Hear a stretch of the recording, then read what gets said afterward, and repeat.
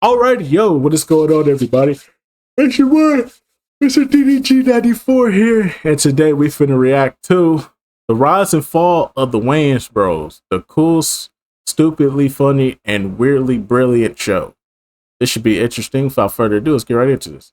What happens when two real-life brothers try to turn their own chemistry into a sitcom for network television? Out of that came a series built on family chaos and street-level comedy, while also dealing with network resistance, cast changes, and the cancellation that gave it no proper ending.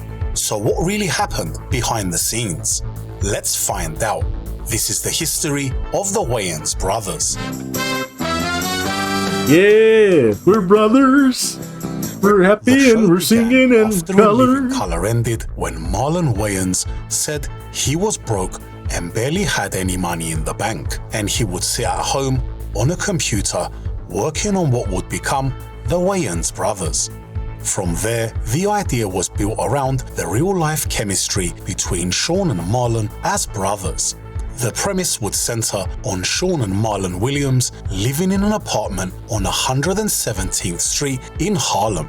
Their setup would lean into get-rich-quick schemes, dating, and the brothers relying on pops, while the comedy was being shaped around physical humor, sibling rivalry, and hip-hop attitude drawn from the Wayans style. So a pilot was planned to be shot in 1994, and the show was first being developed at NBC. That version fell apart after a table read, when NBC wanted Danny Glover to play the brother's father instead of John Witherspoon. Sean and Marlon refused to make the change, and NBC passed on the project.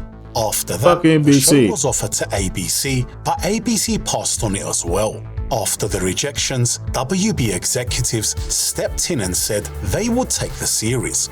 So the network picked it up for its 95-96 season and ordered 13 episodes. With the main family roles already set, the next step was building the rest of the cast around them. The first season added Leela Rochon as Lisa Saunders. That version of the cast didn't last long though. The first major shift came in season 2 when Paula J. Parker joined as Monique and Jill Tasker came in as Lou Malino. And neither one of them lasted throughout the whole second season. 2 films, and Tasker also left in the same season. After that, Anna Maria Horsford joined as Dee Baxter. Other reoccurring characters were added around the main group, including Phil Lewis as TC, Janet Dubois as Grandma. I can't really show no love to TC like that, because TC got a weird case. Group, including Phil Lewis. Yeah, TC got a weird case. I can't really show TC no love like that. As TC, Janet Dubois as Grandma. RP to Janet Dubois. Ellington and Jermaine Hopkins as Dupree. Guest appearances also became part of the show's identity, with members of the Wayans family appearing. With the cast in place, the next piece was the music. From the start, the show used a sound built around hip-hop which matched the world of Sean. I said, what TC do? The open, which I think TC did. I think that nigga got incarcerated for. Hold on, I think it was for. When you say teenage, how are we talking? Girls who are teenagers. I think that's what it's for. I can't show no love, man. You got a weird case on him, bro. Can't show no love to him. Sequence began with the brothers on steps of a brownstone, dressed in 70s styles clothes, moving to a playful tune. For the first 2 seasons, the theme used A Tribe Called Quest's Electric Relaxation, and it was one of the first shows to use a known hip-hop track as its theme. In the 3rd season, the theme changed to a short hip-hop beat, and in the final 2 seasons, it changed again to a full instrumental produced by the Wayans brothers and Omar. I ain't gonna lie, the last season of the last entrance theme was probably the best one, hands down. And everybody gonna be like, what you mean, A Tribe Called Quest? I'm not saying that A Tribe Called Quest song was bad. I just feel like this is better because this is this is a homegrown song. This is a homegrown song. It's not a licensed song. Oh no, it was manslaughter. Oh damn, my bad. My bad. Putting cases on niggas that didn't. But still, though, that nigga got a weird case though. I know he got locked up for something, bro. He got locked up for manslaughter. That's crazy. Reps. Even with those changes, the music stayed consistent in tone and kept the show tied to its hip-hop identity. Negro, what you smoking? That man has so many facelifts, he had to scratch his butt like this. When the show premiered in 1995, the early response was mixed. Critics didn't all react in the same way. Some liked the chemistry between the brothers and John Witherspoon, but other criticism was much harsher. The Los Angeles Times called the pilot's humor juvenile, while other criticism described the show as snarky and silly. On the rating side, the start was quite strong. By late 95, the show was already... I will say this though, I think the first season they was trying to be a little bit too much like In Living Color. Nah, he got a recent case, bruh. He got a recent case on his head. It was a recent case on his head. If that happened in 1991, because he had a recent case on his head, bruh. It was a mugshot and everything.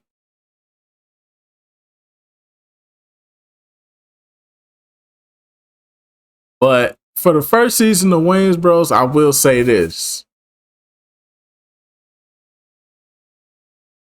I think the first season, they were trying to move a little bit too much. I'll talk about the actor. But like for the first season of the show,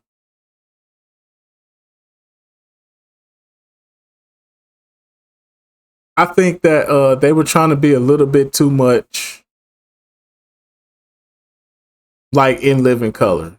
I think it was a little bit too much In Living Color influence.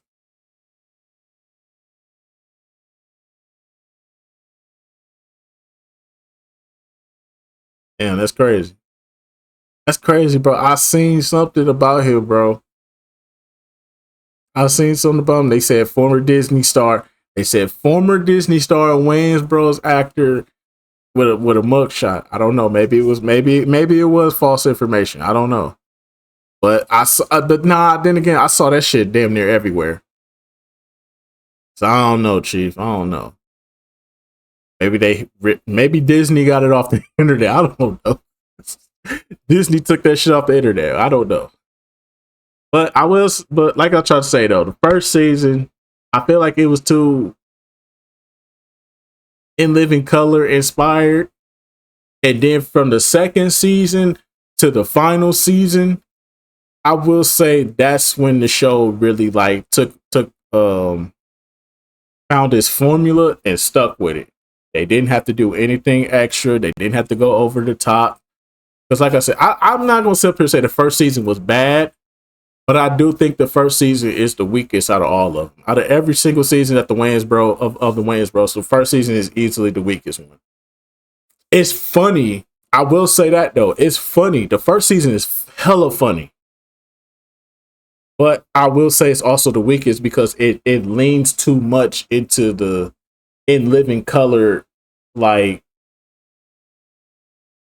it leans too much into that In Living Color like scheme where it's just skits on top of skits, and it's like, okay, is this a TV show or a skit show? We need to figure that out. So yeah, I will say that. I will say that. Other than that though, I think like I said, from the second season to the final season, A1. Already drawing a solid audience for the WB, which made it one of the better performing sitcoms on the network at that time. As the run continued, the audience grew through its middle years, and several episodes in 96 and 97 drew more than 5 million viewers. The audience reaction was much warmer than the critical response. The show connected well with viewers, and in 1996, it ranked at number 16th, just below Parenthood. But while the show was building an audience, the production behind it had its own weekly grind. Even though the series was set in Harlem, it was filmed at Warner Brothers Studios in Burbank.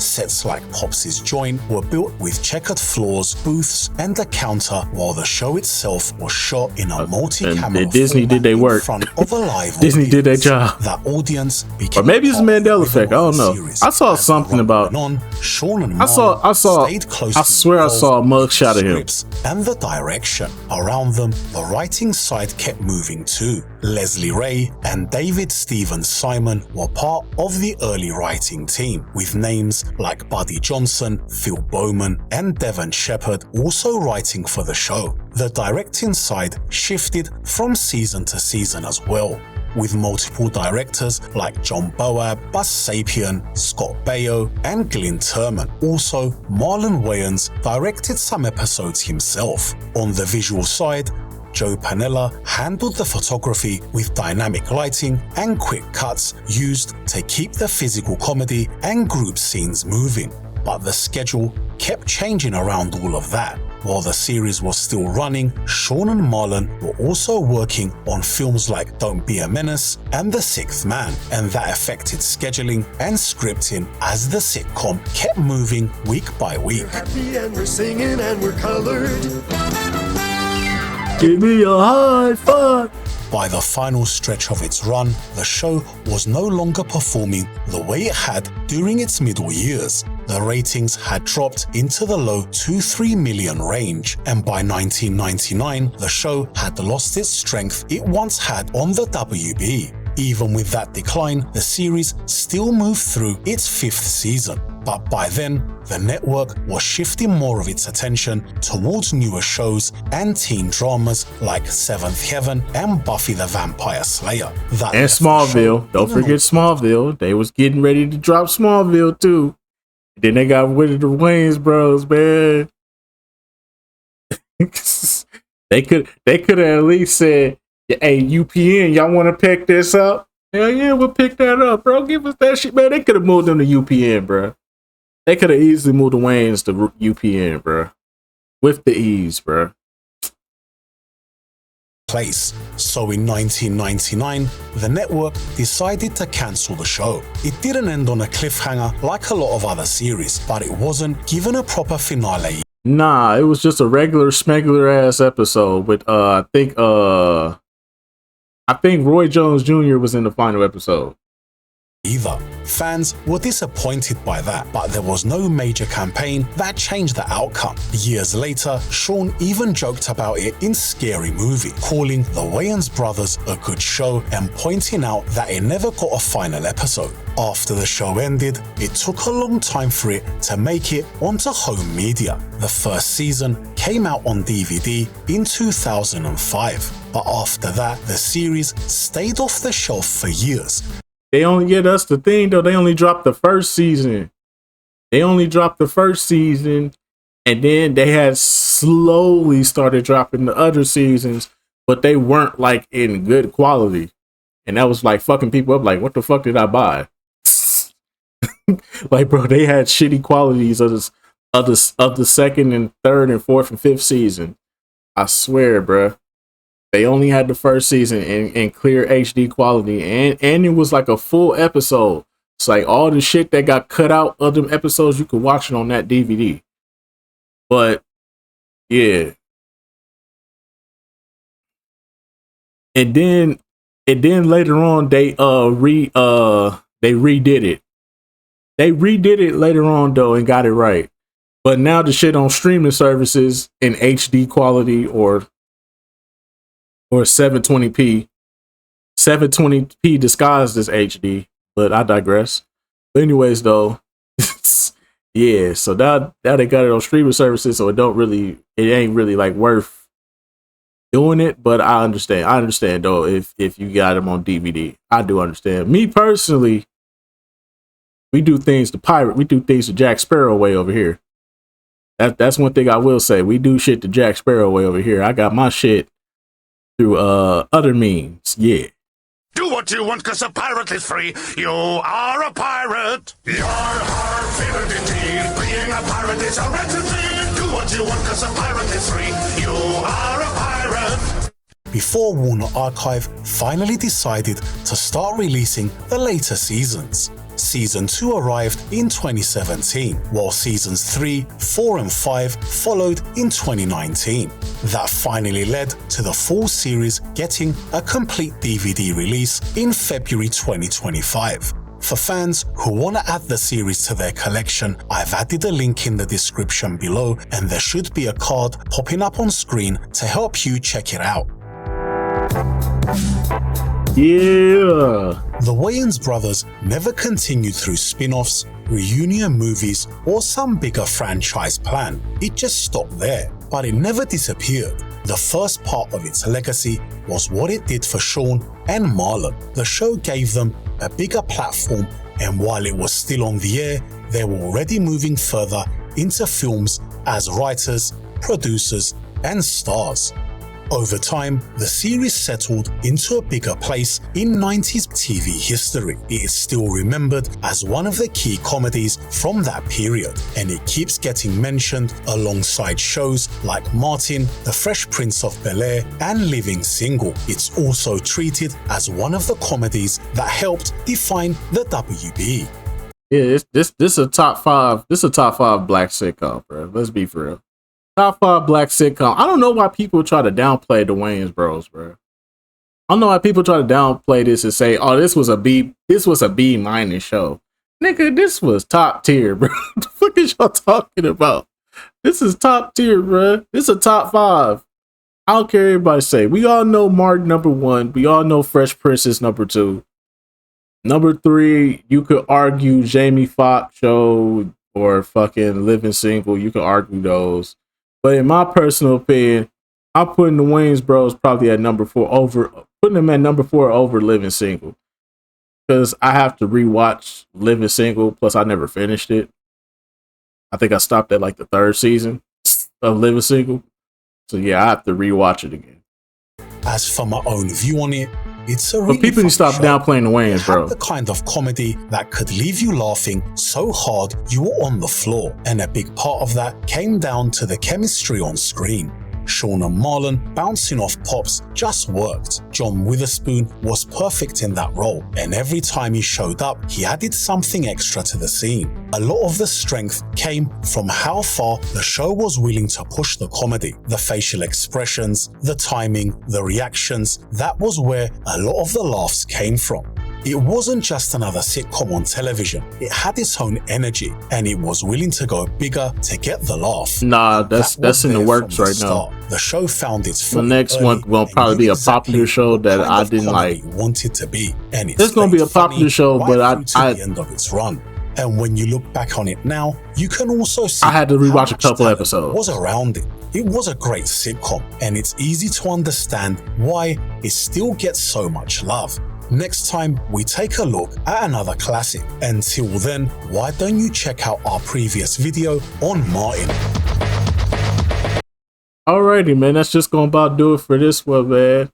For sure, man. I feel like like I just said, man, I feel like the Wayans bros that's a top 5 black sitcom all time. I don't care what anybody says. Top 5. If we talking sitcoms wise, this is top 5.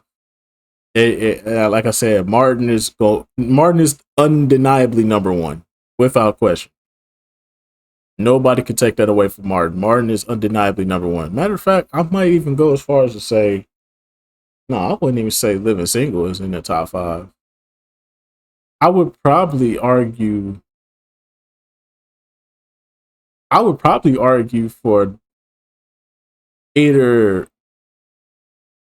the Bernie Mac show or fucking Everybody Hates Chris to be as a top 5 sitcom. I don't even know if I could put Living Single. That's no disrespect to Living Single. It's just, you know, I haven't like watched it in its entirety, so I can't put it in my top 5 or put it near. I could say it's near the top 5 because I remember a lot of episodes, but I couldn't. I don't know if I could put it over a lot of shows that I've watched.